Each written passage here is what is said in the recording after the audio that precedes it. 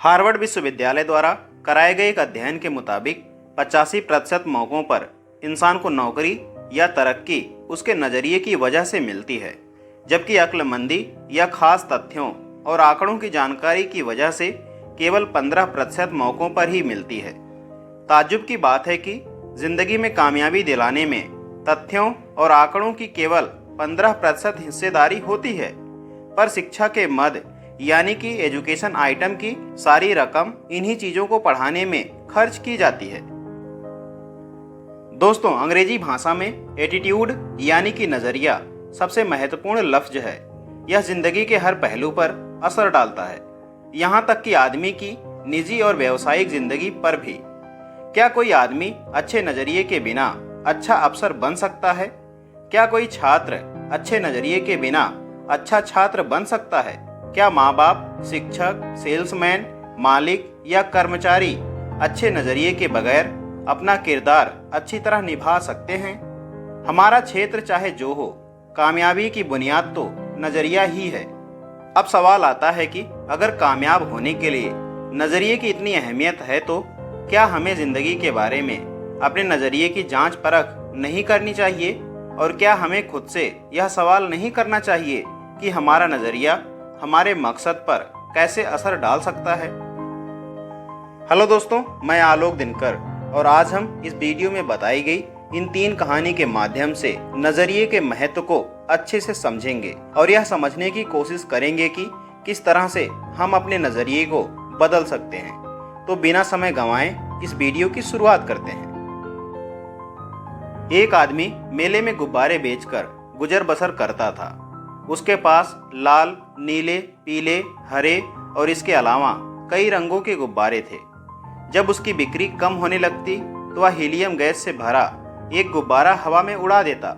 बच्चे जब उस उड़ते गुब्बारे को देखते तो वैसा ही गुब्बारा पाने के लिए आतुर हो उठते। वे उसके पास गुब्बारे खरीदने के लिए पहुंच जाते और उस आदमी की बिक्री फिर बढ़ने लगती। उस आदमी की बिक्री जब भी घटती वह उसे बढ़ाने के लिए गुब्बारे उड़ाने का यही तरीका अपनाता। एक दिन गुब्बारे वाले को महसूस हुआ कि कोई उसके जैकेट को खींच रहा है। उसने पलटकर देखा तो वहां एक बच्चा खड़ा था। बच्चे ने उससे पूछा, अगर आप हवा में किसी काले गुब्बारे को छोड़ें तो क्या वह भी उड़ेगा? बच्चे के इस सवाल ने गुब्बारे वाले के मन को छू लिया। बच्चे की ओर मुड़कर उसने जवाब दिया, बेटे, गुब्बारा अपने रंग की वजह से नहीं बल्कि उसके अंदर भरी चीज की वजह से उड़ता है। दोस्तों, हमारी जिंदगी में भी यही उसूल लागू होता है। अहम चीज हमारी अंदरूनी शख्सियत है। हमारी अंदरूनी शख्सियत की वजह से हमारा जो नज़रिया बनता है वही हमें ऊपर उठाता है। हार्वर्ड यूनिवर्सिटी के विलियम जेम्स का कहना है कि हमारी पीढ़ी की सबसे बड़ी खोज यह है कि इंसान अपना नज़रिया बदलकर अपनी ज़िंदगी को बेहतर बना सकता है। आइए अब बात करते हैं दूसरी कहानी की। हाफिज अफ्रीका का एक किसान था। वह अपनी जिंदगी से खुश और संतुष्ट था। हाफिज खुश इसलिए था कि वह संतुष्ट था। वह संतुष्ट इसलिए था क्योंकि वह खुश था। एक दिन एक अक्लमंद आदमी उसके पास आया। उसने हाफिज को हीरों के महत्व और उनसे जुड़ी ताकत के बारे में बताया। उसने हाफिज से कहा, अगर तुम्हारे पास अंगूठे जितना भी बड़ा हीरा हो तो तुम पूरा शहर खरीद सकते हो, और अगर तुम्हारे पास मुट्ठी जितना बड़ा हीरा हो तो तुम अपने लिए शायद पूरा देश ही खरीद लो। वह अक्लमंद आदमी इतना कहकर चला गया। उस रात हाफिज सो नहीं सका। वह असंतुष्ट हो चुका था, इसलिए उसकी खुशी भी खत्म हो चुकी थी। दूसरे दिन सुबह होते ही हाफिज ने अपने खेतों को बेचने और अपने परिवार की देखभाल करने का इंतजाम किया और हीरे खोजने के लिए रवाना हो गया। वह हीरों की खोज में पूरे अफ्रीका में भटकता रहा पर उन्हें पा नहीं सका। उसने उन्हें यूरोप में भी ढूंढा पर वे उसे वहां भी नहीं मिले। स्पेन पहुंचते पहुंचते वह मानसिक, शारीरिक और आर्थिक स्तर पर पूरी तरह टूट चुका था। वह इतना मायूस हो चुका था कि उसने बार्सिलोना नदी में कूदकर खुदकुशी कर ली।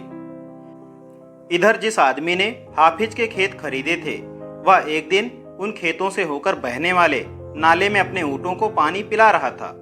तभी सुबह के वक्त उग रहे सूरज की किरणें नाले के दूसरी ओर पड़े एक पत्थर पर पड़ी और वह इंद्रधनुष की तरह जगमगा उठा। यह सोचकर कि वह पत्थर उसकी बैठक में अच्छा दिखेगा, उसने उसे उठाकर अपनी बैठक में सजा दिया। उसी दिन दोपहर में हाफिज को हीरों के बारे में बताने वाला आदमी खेतों के इस नए मालिक के पास आया। उसने उस जगमगाते हुए पत्थर को देखकर पूछा, क्या हाफिज लौट आया? नए मालिक ने जवाब दिया, नहीं, लेकिन आपने यह सवाल क्यों पूछा? अक्लमंद आदमी ने जवाब दिया, क्योंकि यह हीरा है, मैं उन्हें देखते ही पहचान जाता हूँ। नए मालिक ने कहा, नहीं, यह तो महज एक पत्थर है, मैंने इसे नाले के पास से उठाया है। आइए मैं आपको दिखाता हूँ, वहाँ पर ऐसे बहुत सारे पत्थर पड़े हुए हैं। उन्होंने वहाँ से नमूने के तौर पर बहुत सारे पत्थर उठाए और उन्हें जांचने परखने के लिए भेज दिया। वे पत्थर हीरे ही साबित हुए। उन्होंने पाया कि उस खेत में दूर दूर तक हीरे दबे हुए थे। दोस्तों, इस कहानी से हमें 6 सीख मिलती है। नंबर 1, जब हमारा नजरिया सही होता है तो हमें महसूस होता है कि हम हीरों से भरी हुई जमीन पर चल रहे हैं। मौके हमेशा हमारे पांव तले दबे हुए हैं। हमें उनकी तलाश में कहीं जाने की जरूरत नहीं है, हमें केवल उनको पहचान लेना है। नंबर 2, दूसरे के खेत की घास हमेशा हरी लगती है। नंबर 3, हम दूसरों के पास मौजूद चीज़ों को देखकर ललचाते रहते हैं, इसी तरह दूसरे हमारे पास मौजूद चीज़ों को देखकर ललचाते हैं। हमसे अपनी जगह की अदला बदली करने का मौका हासिल करके उन्हें खुशी होगी। नंबर 4, जिन्हें मौके की पहचान नहीं होती है उन्हें मौके का खटखटाना शोर लगता है। नंबर 5, मौका जब आता है तो लोग उसकी अहमियत नहीं पहचानते, जब मौका जाने लगता है तो उसके पीछे भागते हैं। नंबर 6, कोई मौका दोबारा नहीं खटखटाता। दूसरा मौका पहले वाले मौके से बेहतर या बदतर हो सकता है, पर वह ठीक पहले वाले मौके जैसा नहीं हो सकता। इसलिए सही वक्त पर सही फैसला लेना बेहद जरूरी होता है। गलत वक्त पर लिया गया सही फैसला भी गलत फैसला बन जाता है। आइए अब बात करते हैं तीसरी कहानी की, जो कि आपके नजरिए के महत्व को पूरी तरह से स्पष्ट कर देगी। दोस्तों, हम सभी बाइबल में बताई गई डेविड और गोलियत की कहानी जानते हैं। गोलियत एक राक्षस था। उसने हर आदमी के दिल में अपनी दहशत बैठा रखी थी। एक दिन 17 साल का एक भेड़ चराने वाला लड़का अपने भाइयों से मिलने के लिए आया। उसने पूछा, तुम लोग इस राक्षस से लड़ते क्यों नहीं हो? दरअसल उसके भाई गोलियत से डरते थे। उन्होंने जवाब दिया, क्या तुमने देखा नहीं कि वह इतना बड़ा है कि उसे मारा नहीं जा सकता? इस पर डेविड ने कहा, यह बात नहीं है कि बड़ा होने की वजह से उसे मारा नहीं जा सकता, बल्कि हकीकत यह है कि वह इतना बड़ा है कि उस पर लगाया गया निशाना चूक ही नहीं सकता है। उसके बाद जो हुआ वह सबको मालूम है। डेविड ने उस राक्षस को गुलेल से मार डाला। राक्षस वही था, लेकिन उसके बारे में डेविड का नजरिया अलग था। अब इस कहानी के जरिए हमने यह सीखा कि हम नाकामयाबी को कैसे देखते हैं, यह हमारे नजरिए से तय होता है। आशावादी सोच यानी कि पॉजिटिव थिंकिंग वाले आदमी के लिए नजरिया कामयाबी की सीढ़ी बन सकता है। दूसरी ओर निराशावादी सोच यानी कि नेगेटिव थिंकिंग वाले आदमी के लिए यह रास्ते का रोड़ा बन सकता है।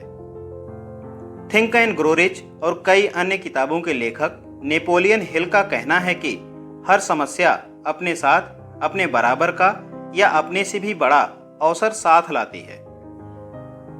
दोस्तों, आज की जानकारी यहीं तक। क्या ख्याल है आपका इस जानकारी के बारे में?